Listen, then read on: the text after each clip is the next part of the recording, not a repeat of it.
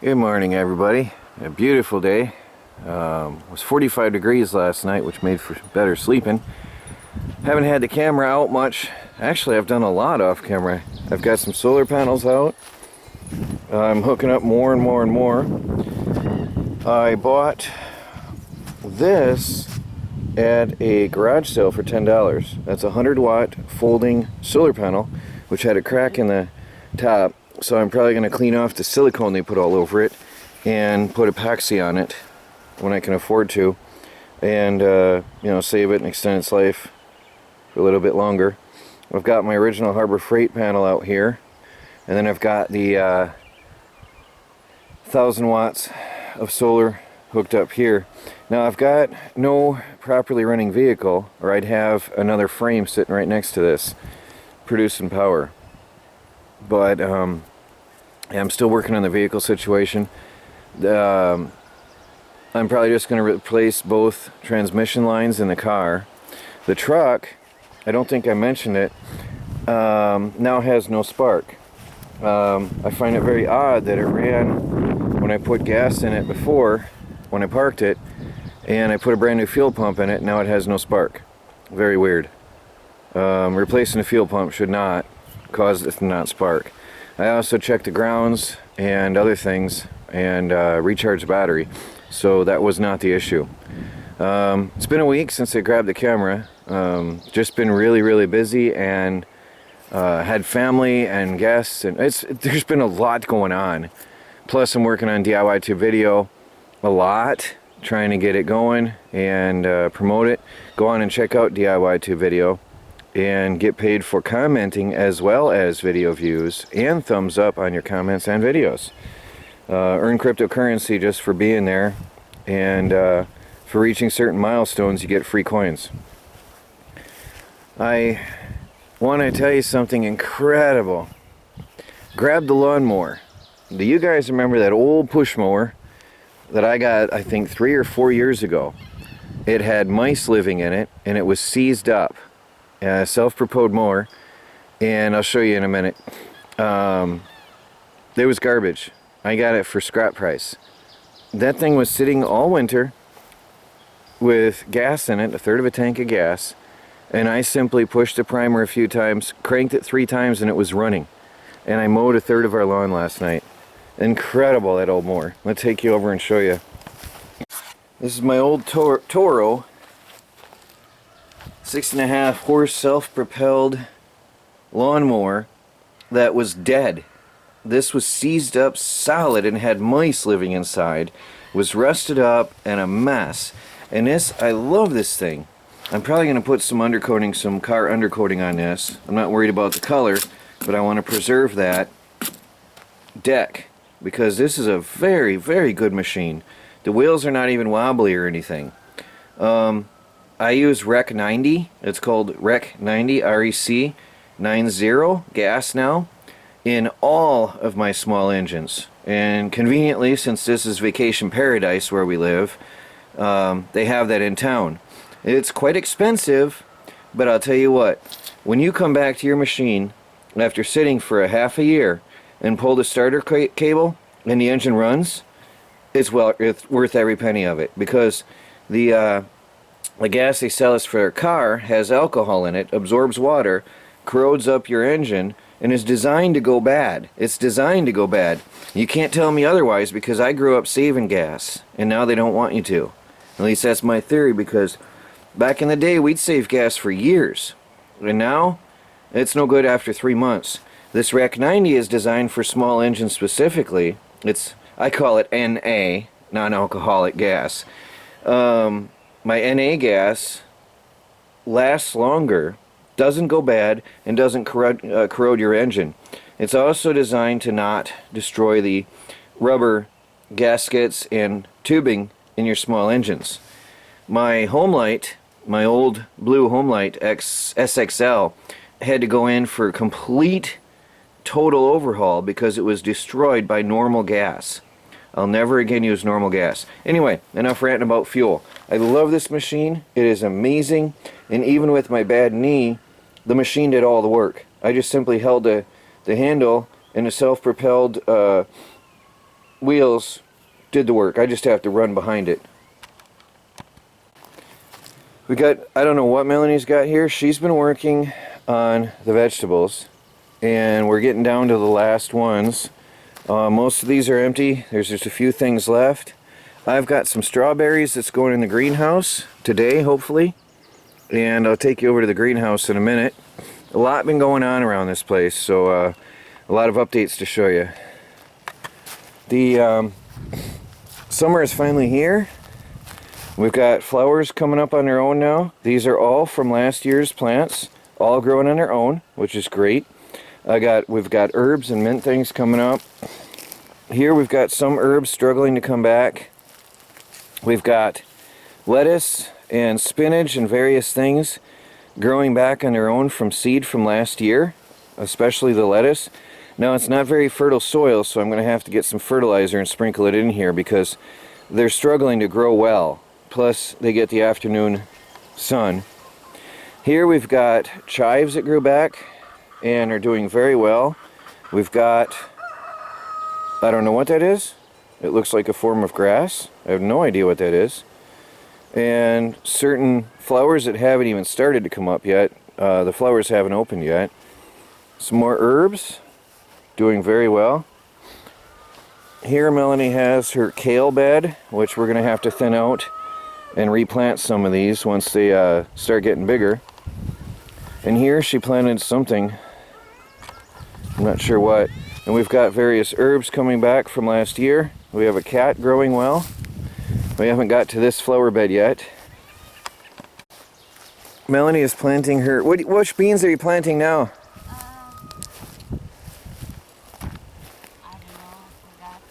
She's got a ton of different types of beans going on, and she has weeded the garden by hand. She decided we were not going to till, and she has completely weeded the garden out by hand and done an incredible job while I've been out programming and working in the greenhouse. We have a couple tomatoes here and there she's saving. I'm not quite sure where they are now with the sunlight in my eyes. We have some tomatoes that grew up from on their own, and over here we have a whole row planted. I think our garden is going to be much better this year because now we know about the weather and conditions here. Although these wilted a bit, I'm not sure why overnight. We have a beautiful one that we bought, and some of these are from seed. A lot of these are from seed that Melanie started indoors. Some are wilty now, I can't figure out why. And then all along here is plants. It has been busy, but I've been working on DIY tube a lot. So it is what I gotta do to earn some money. Now over here, she's got a ton of things in. Boy, without her, I'll tell you what, I would be struggling. She is amazing. Here she's got spinach or something, or kale. I don't know what. She's got vegetables here. There are some weeds coming back up, so we're going to have to run back through. This is lettuce, I can tell. A lot of lettuce. We're going to have a massive salad bed this year. We bought chilies. We bought a flat of tomatoes and chilies, so we've got a row of, well, various peppers, I should say. There was a row of various peppers. And then over here we bought a half a flat of tomatoes, which are all over here. And then there's an onion that grew up on its own from last year, a wild carrot, and I'm not sure what she's got in here. And then some other plants she's got growing from seeds. Oh, these are long beans. They're going to be really, really long beans, like up to a foot long. So that's cool. Here's where the chickens pooped last season. You can see compared to where they were not at. I've got a lot of thick, dense grass here. And you can see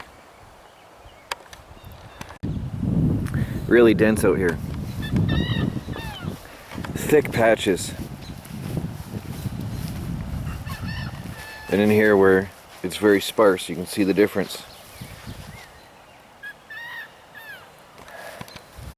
We got an antique garden cart.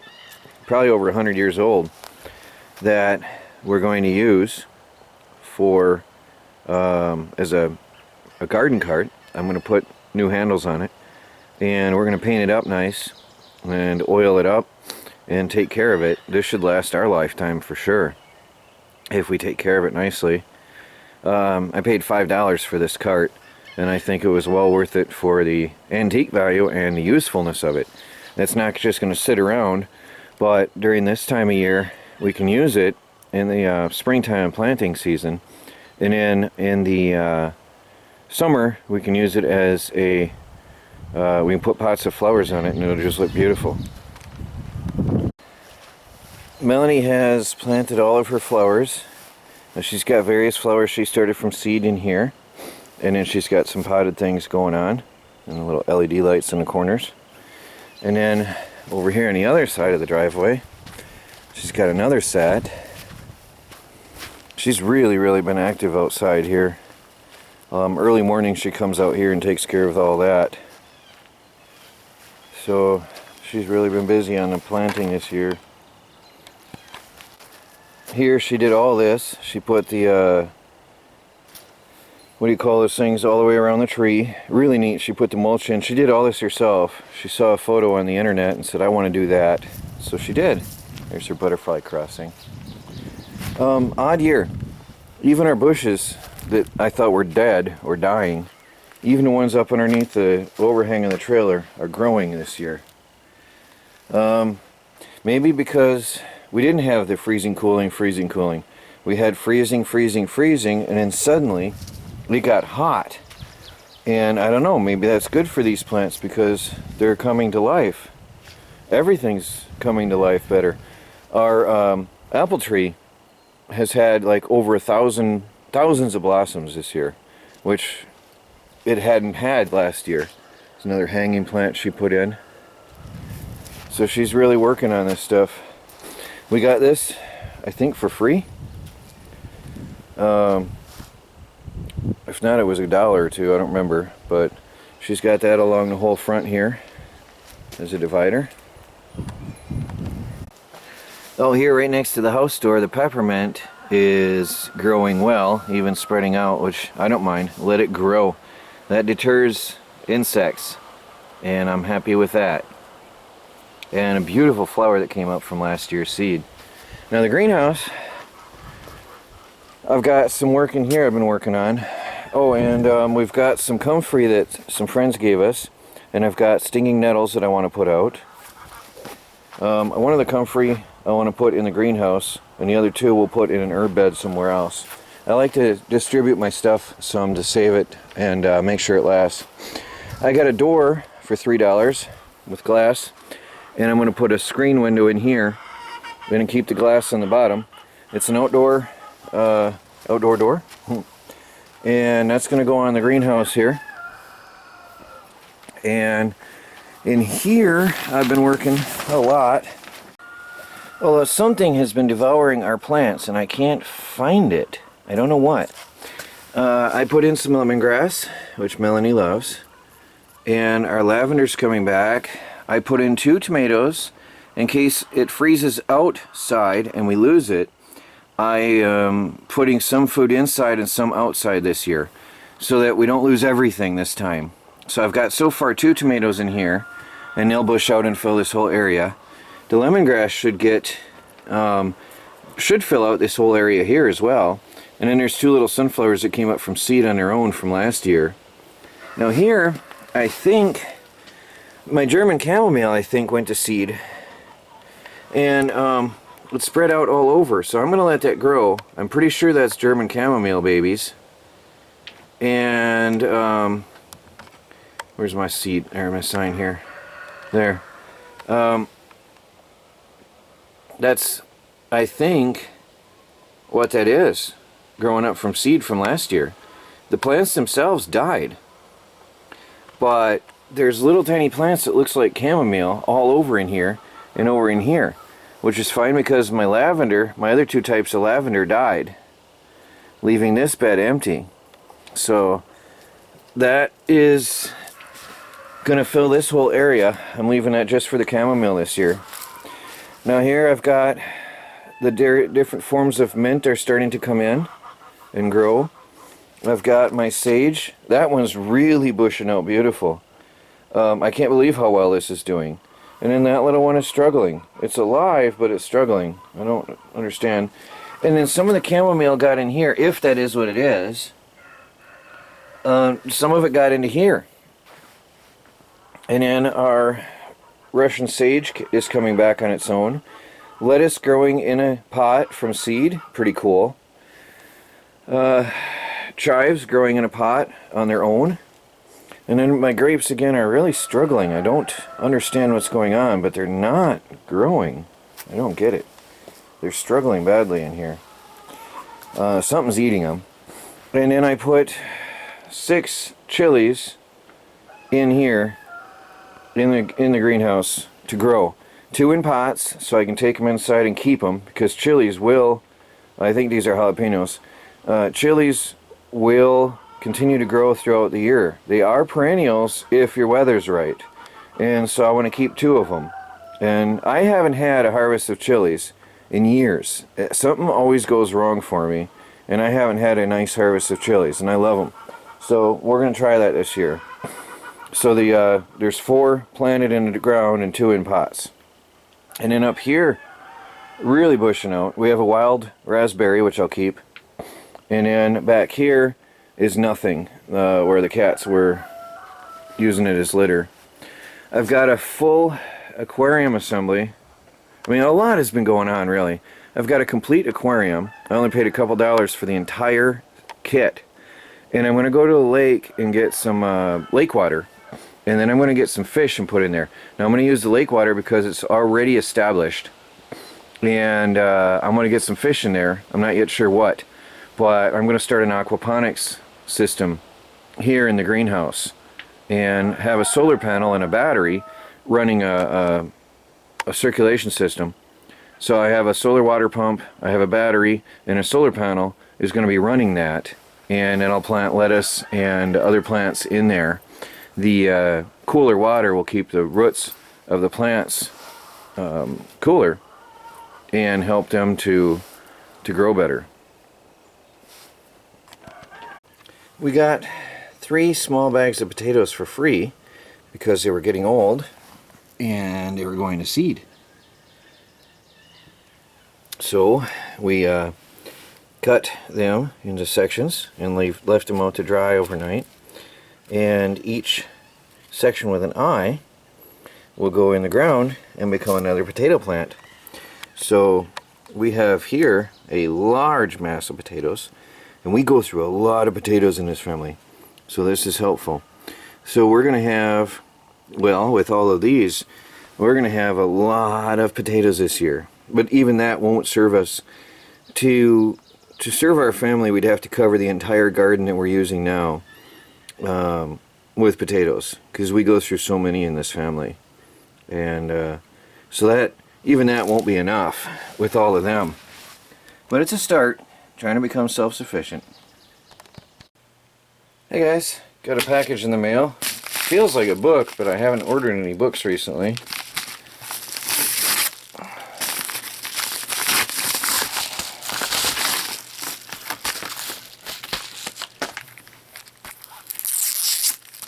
Pro case.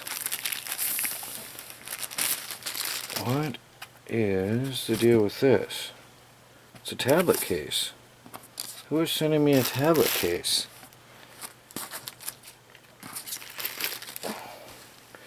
Now it says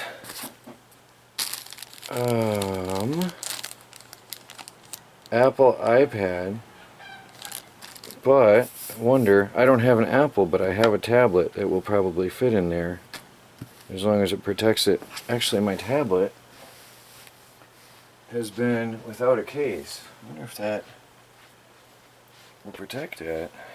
At least I can keep that in there, right? Well, I don't know who sent this, but I don't have a case for my tablet, and I've just been sort of tossing it around. I have a Samsung, really nice tablet. I've had for a while. I don't have an iPad, but I have no idea where this came from.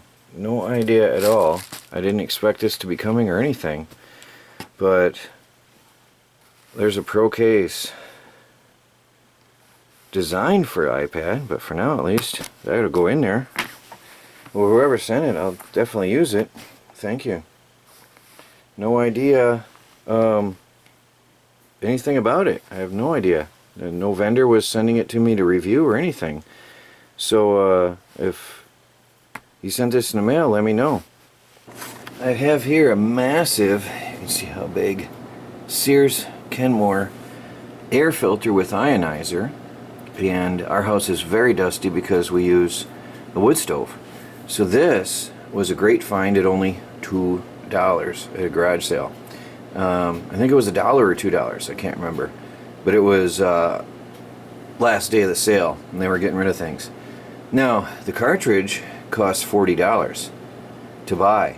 Now you can buy the furnace air filters for $5 a piece, but they're a little bit too big and I didn't feel like cutting them.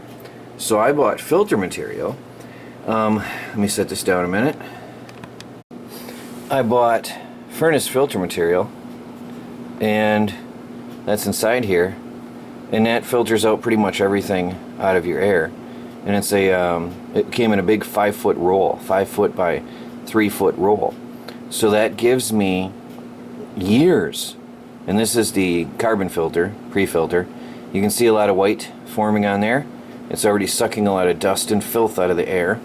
Very important to get this house cleaned up and better for our breathing. Also, cat hair and anything else will be filtered out.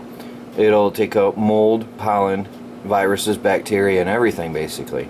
So I paid $5. I paid $1 a foot for this filter material, and saved hundreds of dollars over the period of a couple years' time, because that's washable as well. So reusable and washable. So I've got years worth of filtration for $5. I mean, you can't beat that. And that was in a big roll in a box at the hardware store. So you guys, if you have these HEPA type air filters, you can actually use furnace filter material or furnace air filter cartridges for your home air filter system, and they work just fine because they're designed for that purpose. It's just that they're more common and cheaper, and the cartridges for these are insanely expensive, and that's why we got this so cheap. I mean, nobody wants to replace their filter cartridge at that price all the time. And there's the roll I bought, and that was like $1 and some change. Also, that's for air conditioner, but I figured that could be a pre-filter. That's washable foam, and then the well, I don't know if that's not fiberglass, whatever that is, but definitely a lot cheaper, and it'll filter the air in our home. So that's a roll of furnace air filter material. Much cheaper, way cheaper, hundreds of dollars a year cheaper. And you just cut out what you need.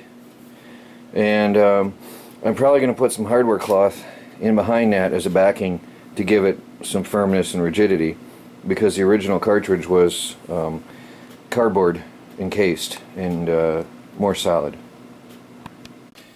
We're also replacing all of our plastics with glass. I bought these two at garage sales recently for $1 or $2 each, and we used to keep a gallon jug on the counter because the well water is 50 degrees when it comes out, and it's too cold. It's not healthy for you to drink that cold all the time, and it doesn't go down as easy. And when it's so hot out, you need to pour down that water, sometimes as much as a quarter an hour if you're working outside, and it's really hot and sweaty. Melanie picked this one up at a garage sale this weekend. She thought it was pretty, and I don't know what she paid, if anything. We've had some really good Memorial Weekend garage sailing finds, some free stuff and some next to nothing. So now we keep these out here, and we'll empty all of these at least once, and some of them twice in a day. So we keep rotating through. As one is empty, we'll refill it, and we go through water here, but it's healthy. Every person should drink at least 8 glasses of water a day. And Michelle is also drinking water to keep her hydrated, because it was hot recently. I just got this little guy at a garage sale for 50 cents. 50 cents for a coffee maker. Now the reason I got this is to use in my woodshop and electronics lab. I'm going to make off-grid coffee. And I may even do that here pretty soon, just to show you that it can be done. You can use a standard electric coffee maker off the grid using solar power, as long as your system can handle it. You can make off-grid coffee with a regular brewer. This is 850 watts. I checked the back. 850 watts. So as long as the sun is shining, I can nearly power this entirely off solar panels at the time. Now, on my electronics lab. On the front of the house, if the sun is shining directly, I can power this entirely on solar power. Directly on solar power. Now, the idea is to save even more energy. I can run this straight off the battery bank at any given time of day or night. We don't use any fuel now. We just use this little coffee brewer. So I got this little guy because for me, I usually have my afternoon cup of coffee. That's perfect. I don't need to heat up a whole pot of water on the stove for our single cup coffee maker. Our single cup filter, which is you heat water, boil water, and you pour it through a reusable filter, which is sitting on your cup, which is great. But again, you're using fuel. This I'm going to be running, and we'll do a demonstration on that. That'll be an entirely separate video of my off-grid coffee. 50 cents for that. I mean, you can't beat that for an off-grid coffee brewer. Can't really see because the sun is shining in here. Makes a mess for the camera. There's no carpet. For the baby, she's getting around now. Michelle is crawling and starting to somewhat walk. So we ripped up all the carpet because that's paint, by the way, from probably when they were doing the walls in here. Anyway, the whole floor is concrete now, and that's because it's easier to clean this. We could sanitize it and sterilize it for Michelle. Then we put down some foam pads for her to crawl on and blankets on top of that. So when she's out, she has this whole area to play in, and she's got her little chair thing. And because the carpet was 50 years old, and now that she's moving around, we did not want her on that filthy old carpet. So that's all gone, the whole living room, and we'll be replacing that. I've got to trim around the stairs better. We'll be replacing that with wood, hopefully, if we can afford it this year. We want wood in here because it's easier to clean and maintain, and definitely we need something down because the concrete hurts if you fall on it. So right now, like I said, we're using foam pads that we cover the floor with, and then blankets on that. And she's doing okay. But she's starting to get around, and so we had to take care of that. And now we have to start baby-proofing the house. So little corners like this, we're going to have to start covering and protecting and padding. And oh boy, life is changing. Well, anyway, guys, I'm going to get this video up to you. I don't think there's any more to show you. And let you see what's been going on. A week of updates here on the off-grid homestead. And I can say now it is off the grid.